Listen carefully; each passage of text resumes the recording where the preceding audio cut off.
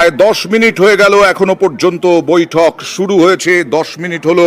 সেই বৈঠক থেকে কি হবে না হবে পরবর্তী সময়ে তো জানাই যাবে, কিন্তু এই মুহূর্তে আমাদের আরেক প্রতিনিধি অভিজিতের সঙ্গে কথা বলবো। অভিজিৎ, কি মনে হচ্ছে জুনিয়র ডাক্তারদের কাছে গুরুত্বপূর্ণ কোনটা হবে? তাদের যে 5 দফা দাবি, সেই 5 দফা দাবিতেই তারা অনড় থাকবেন, নাকি অন্যান্য প্রতিনিধিরা বলছিলেন যে বিভিন্ন হাসপাতালে রাজ্য সরকারের পক্ষ থেকে পরিকাঠামো ভিত্তিক কি উন্নয়ন করা হচ্ছে সেই নিয়ে আলোচনা বেশি প্রাধান্য পাবে? জুনিয়র ডাক্তাররা তো 5 দফা দাবি মানা নিয়েই গেছেন ওই বৈঠকে।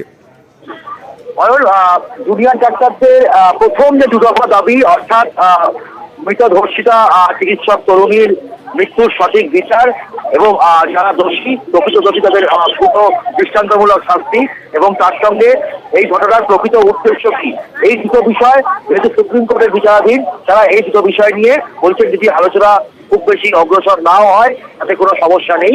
তবে তারা বাকি যে 3টে দাবি, অর্থাৎ তার মধ্যে একটি মূল দাবি হচ্ছে কলকাতার পুলিশ কমিশনারকে পদত্যাগ করতে হবে, অন্যদিকে রাজ্যের স্বাস্থ্য সচিব, স্বাস্থ্য শিক্ষা অধিকর্তা এবং স্বাস্থ্য অধিকর্তা, তাদের 3 জনকে পদত্যাগ করতে হবে। এবং তার সঙ্গে শেষ দাবি যে গোটা রাজ্যের সমস্ত হাসপাতালগুলোর নিরাপত্তা ব্যবস্থা, ডাক্তারদের নিরাপত্তা ব্যবস্থা সুনিশ্চিত করতে হবে।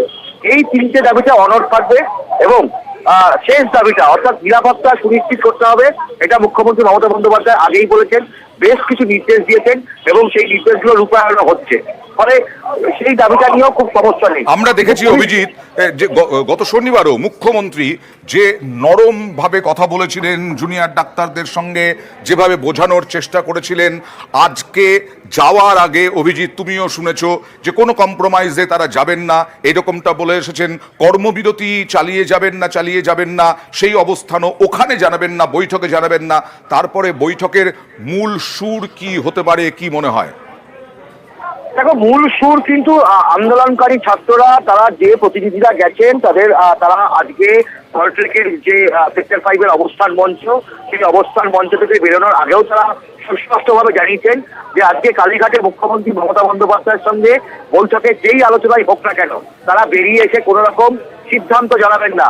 তারা সল্টলেক সেক্টর 5-এ পৌঁছাবেন এবং সেখানে গিয়ে বাকি যে আন্দোলনকারী ছাত্ররা রয়েছেন তাদের সঙ্গে আলোচনা করে তবেই তারা সিদ্ধান্ত জানাবেন, অর্থাৎ স্বাস্থ্য ভবনের সামনে থেকে তারা অবস্থান বিক্ষোভ প্রত্যাহার করবেন নাকি একই সঙ্গে তারা কর্মবিরতি প্রত্যাহার করবেন। তবে যে সম্ভাবনা দেখা যাচ্ছে এখনো পর্যন্ত, যে তারা যে আলোচনাগুলো করবেন এবং আজকে রাজ্যের সঙ্গে যে বৈঠক, সেই বৈঠক সম্পূর্ণ ফলপ্রসূ হবে কিনা সেটা এখনো সুনিশ্চিত নয়, এবং একই সঙ্গে তারা তাদের দাবিতে অনড় থাকছেন। তাদের যে মূল যে দাবিগুলো, সেই মূল দাবি 5টা দাবির মধ্যে 2টি দাবি যেহেতু সুপ্রিম কোর্টের বিচারাধীন, তাদের বক্তব্য যে সেটা নিয়ে তাদের কোনো সমস্যা নেই। বাকি 3টি দাবি তাদেরকে মানতে হবে।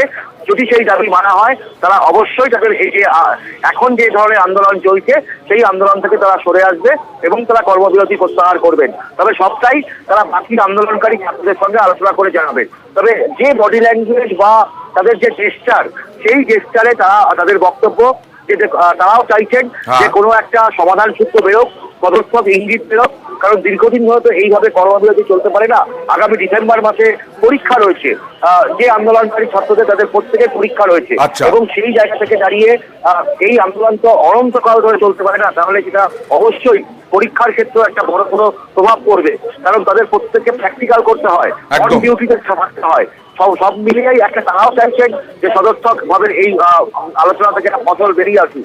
তবে সবটাই নির্ভর করছে আজকে এই আলোচনার পরিপ্রেক্ষিতে ঠিক কি প্রসঙ্গ উঠে আছে এবং দুপক্ষই কতটা নমনীয় হয় এবং দুপক্ষের মধ্যে এই আলোচনা কতটা সদর্থক ভূমিকা হয় এবং সেখান থেকে কি নির্যাস বেরিয়ে আসে। নিশ্চয়ই আমরা আপডেট দেব নিউজ 18 বাংলার দর্শকদেরকে। কালীঘাটে বৈঠকে জুনিয়র ডাক্তাররা মুখ্যমন্ত্রীর সঙ্গে বৈঠক করছেন, মুখ্য সচিব উপস্থিত রয়েছেন, স্বরাষ্ট্র সচিব উপস্থিত রয়েছেন এবং অন্যান্য আধিকারিকরা উপস্থিত রয়েছেন। আপনাদের জানাই ঠিক সন্ধ্যে 7টায় বৈঠক শুরু হয়েছে, বৈঠক চলছে, বিভিন্ন দাবি দাওয়া রয়েছে।